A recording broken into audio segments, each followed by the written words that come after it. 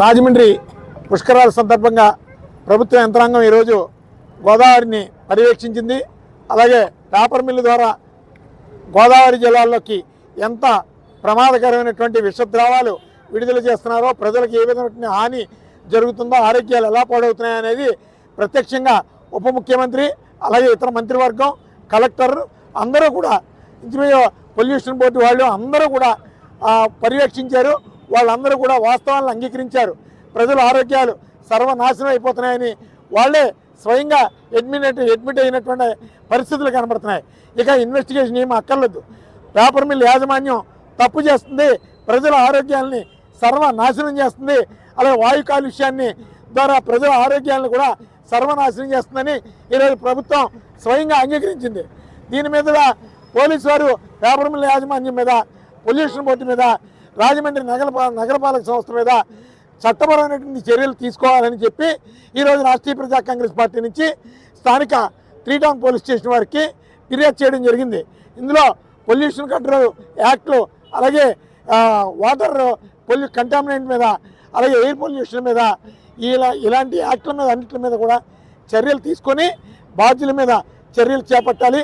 అలాగే paper mill ఆస్తుల్ని జప్తు చేయాలి ప్రభుత్వం అని ఈరోజు ఫిర్యాదు ఇవ్వడం జరిగింది. ఇందులో ప్రభుత్వం ఏదైతే వాటర్ పొల్యూషన్ జరుగుతుంది, గోదావరి జలాల్ని పూర్తిగా కలుషితం చేస్తున్నారని నిజాలు చెప్పిందో, చెప్పినటువంటి ప్రభుత్వ యంత్రాంగం అందరితోని పవన్ కళ్యాణ్ గారితో సహా మంత్రులతో సహా జిల్లా కలెక్టరు, అలాగే ఆ రోజు పర్యవేక్షించినటువంటి అధికార యంత్రాంగం అందరి చేత స్టేట్మెంట్స్ రికార్డు చేయమని పోలీసు వారికి ఇచ్చినటువంటి ఫిర్యాదులో మేము మెన్షన్ చేయడం జరిగింది. అలాగే ఏ యాక్ట్లో అప్లై అవుతాయన్నది కూడా స్పష్టంగా తెలియజేయడం జరిగింది. దీని మీద చిత్తశుద్ధితో ప్రభుత్వమే గోదావరి జలాలు పొల్యూషన్ అవుతుందని చెప్పిన తర్వాత మీరు కాలయాపన చేస్తే గోదావరి పుష్కరాలని మీరు సజావుగా చేయలేరు, మీకు చిత్తశుద్ధి లేనటువంటి పర్యవేక్షణ చేశారని రాజమండ్రి ప్రజలు ఖచ్చితంగా అనుకునే పరిస్థితులు వస్తాయి.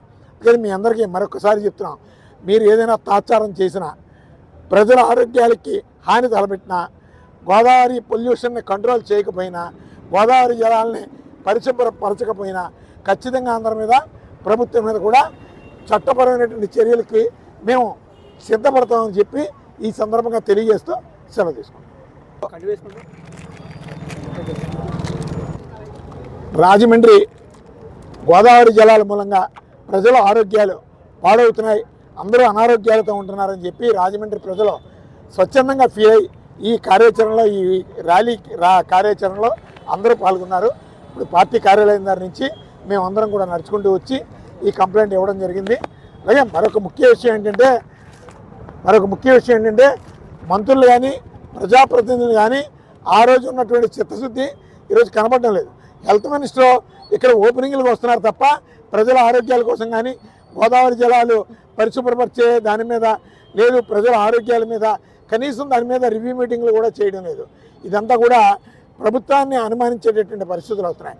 అలాగే పేపర్ మిల్ని మొట్టమొదట 3 నెలల ముందు మూసివేయాలని చెప్పి రాష్ట్రీయ ప్రజా కాంగ్రెస్ పార్టీ రాష్ట్ర ప్రభుత్వానికి ఒక రిప్రజెంటేషన్ ఇచ్చింది. అందులో భాగంగా ఈరోజు స్వయంగా ప్రభుత్వమే అడ్మిట్ అయింది.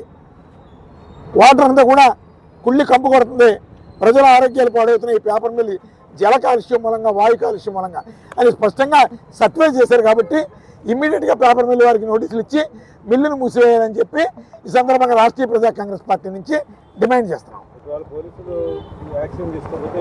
మేము ఖచ్చితంగా న్యాయపరమైనటువంటి పోరాటం చేస్తాం, మిల్లును ముగిస్తాం, వాళ్ళందరి మీద క్రిమినల్ కేసులు పెట్టించేటటువంటి కార్యాచరణ సిద్ధపడతాం. అలాగే ప్రజలను మోసం చేసినటువంటి అధికారుల మీద, అలాగే ప్రభుత్వ అధినేతల మీద, ప్రజాప్రతినిధుల మీద కూడా న్యాయపరమైనటువంటి అంశాన్ని పరిశీలిస్తాం. నాయకత్వం